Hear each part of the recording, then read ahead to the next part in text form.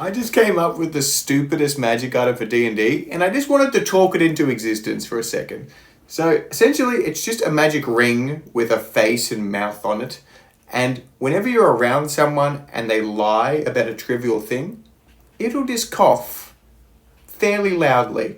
That's it. There's nothing else. It's just gonna break conversations and be really awkward and uncomfortable, and I love it. And I kind of imagine it would play out something like this. Nice to see you again. It's Belthar. I don't recall having met before. He's full of shit.